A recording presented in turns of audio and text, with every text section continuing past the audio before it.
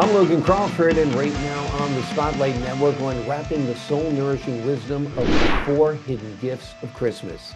It is a terrific book written by a wonderful author. Her name is Irene Titera. And in this heartfelt book that is faith-filled, it takes readers on a spiritual journey through the deeper meaning of the Nativity story, revealing divine gifts that can transform your life, not just during the holidays, but every day. If you're looking for uplifting Christian inspiration, prayerful reflection, and a reminder of God's presence in both joy and hardship, this book will light up your heart. We're delighted to have this very talented author join us here today on Spotlight. We thank the team at Atticus Publishing for helping us put her in the spotlight today, and we ask viewers like you to support authors like her by subscribing to our channel and by purchasing her amazing book.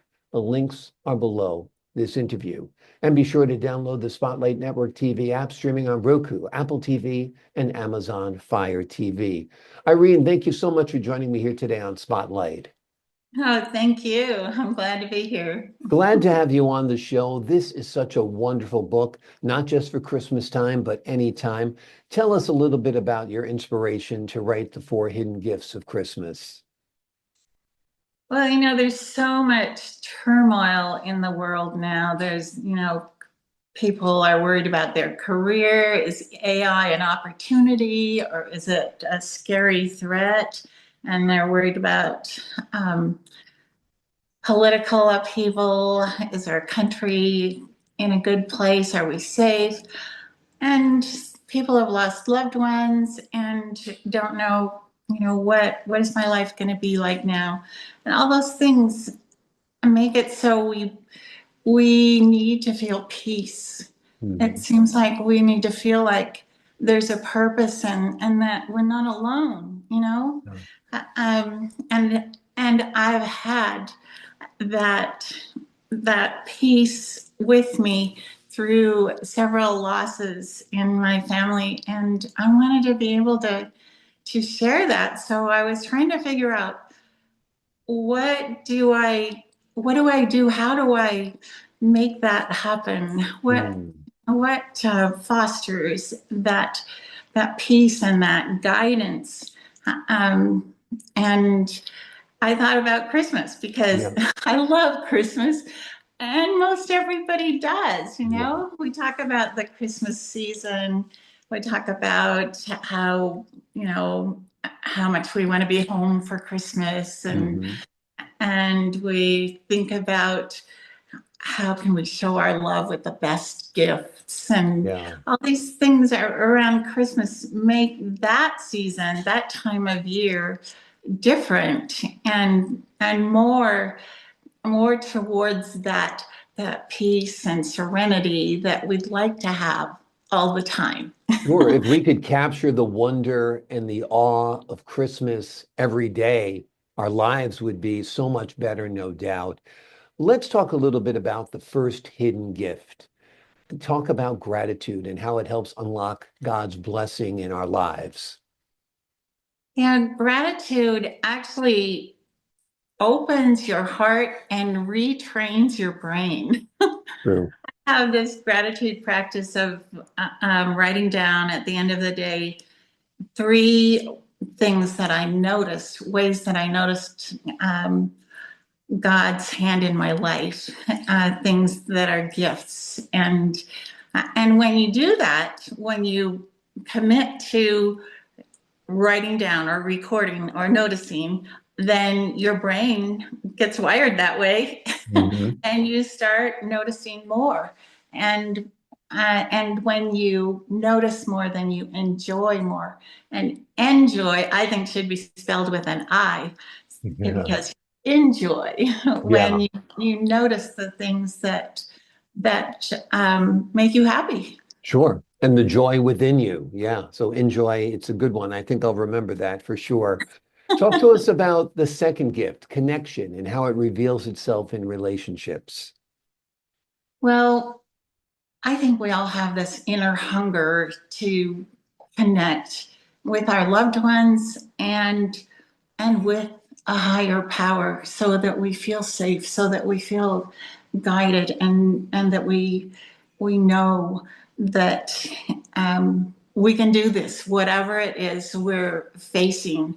And a connection with our loved ones, with the people around us, takes some effort. You know, there has to be something that we do. And so I think that we need to become more aware of how we can foster better relationships, how we can nurture them. And I felt like I learned a lot by studying the Nativity story. Yeah.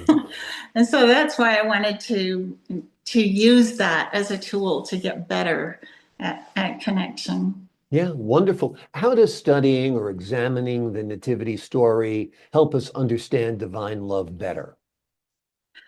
Well, I learned a lot from the relationships of Mhm.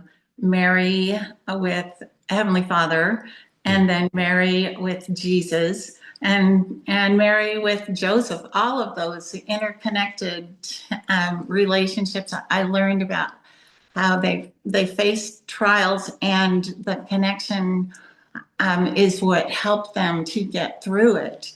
I Yeah. think about the hard times that Mary faced. I mean, um, she faced social scorn, and it wasn't a little thing. You know, Yeah. back then you could get stoned Yeah. for what they suspected she had done. And so it was a really serious thing, and she needed the connection with her um, fiance Yeah.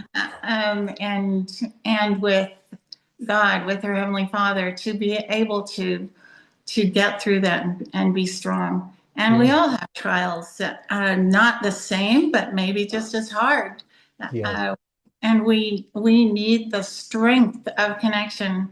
At one time in my life, when my husband had cancer, I had, in answer to a prayer, I had an experience where I just felt a warm sensation, almost like water flowing through me, and the message that I am not alone. Mm. And that has sustained me through all the other trials in my life, because knowing that I am connected, Yeah. that my Heavenly Father is aware of me, Mm. that gives me strength and confidence. Absolutely. Yeah, it's beautiful to be comforted like that in a time of need. And of course, it's a connection. It's also a gift of love, which is your third gift that you talk about in the book. Talk to us a little bit about the power of love. Oh, I don't think anything outdoes that. Yeah. Love is what it is all about. The contribution that we make to our family, to our relationships, and to our world, and it all has to be fueled by love. Mm. And I think that when we know that we are loved, it makes it more possible for us to give love. Yeah. And that's why they all tie together, you know, Yeah. the gratitude and the connection, and then contributing to our world and to our loved ones, our family relationships. It just all ties in together. Yeah, absolutely. There is definitely a connection between all four of them. And let me ask you this, how can readers find the fourth gift, lasting joy and unshakable peace, even during difficult times? Well, um, I think we have to have good habits. And I suggest some habits in the book, and some people have already formed habits of giving love, of seeking guidance, of honoring